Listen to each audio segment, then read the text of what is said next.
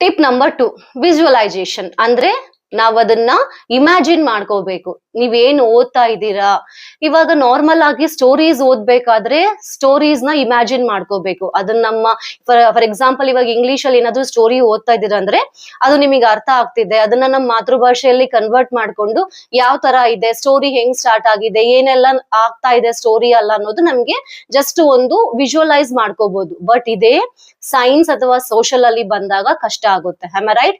So science ಅಲ್ಲಿ ಯಾವ ತರ ಅಂದ್ರೆ ಫಾರ್ ಎಕ್ಸಾಂಪಲ್ ಫೋಟೋಸಿಂಥಸಿಸ್ ಅಂತ ಬಂತು ಅಂದ್ರೆ ಅದ್ರದ್ದು ಲೈಕ್ ಅದಕ್ಕೆ ಸಂಬಂಧಪಟ್ಟಿರೋ ಟಾಪಿಕ್ ಗ್ರೀನ್ಸ್ ಅಂದ್ರೆ ಗ್ರೀನ್ ಅಂದ್ರೆ ಲೀವ್ಸ್ ಆಗ್ಲಿ, ಅಥವಾ ಸನ್ ಅಂತ ಬಂದಾಗ ಸೊ ಸನ್ ಅನ್ನ ಲೀವ್ಸ್ ನ ಇಮ್ಯಾಜಿನ್ ಮಾಡ್ಕೊಳ್ಳಿ.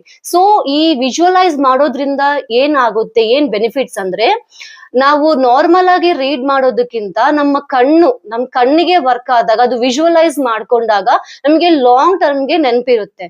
ಫಾರ್ ಎಕ್ಸಾಂಪಲ್ ಹೇಳ್ಬೇಕು ಅಂದ್ರೆ ನಾವು ಮೂವಿ ನೋಡ್ತಾ ಇದೀವಿ ಅಂದ್ರೆ ಮೂವಿ ನೋಡಿ ಕಂಪ್ಲೀಟ್ ಆಗಿದ್ಮೇಲೆ ನಮ್ಗೆ ತುಂಬಾ ವರ್ಷಕ್ಕೆ ಆ ಮೂವಿ ಯಾಕೆ ನೆನಪಿರುತ್ತೆ ಅಂದ್ರೆ ನಾವ್ ಅದನ್ನ ಕಣ್ಣರೆ ನೋಡಿರ್ತೀವಿ, ಅದನ್ನ ಇಮ್ಯಾಜಿನ್ ಮಾಡ್ಕೊಂಡಿರ್ತೀವಿ. ಸೊ ಈ ವಿಜುವಲೈಸೇಷನ್ ಮೆಥಡ್ ನಿಮಗೆ ತುಂಬಾ ಹೆಲ್ಪ್ಫುಲ್ ಆಗುತ್ತೆ.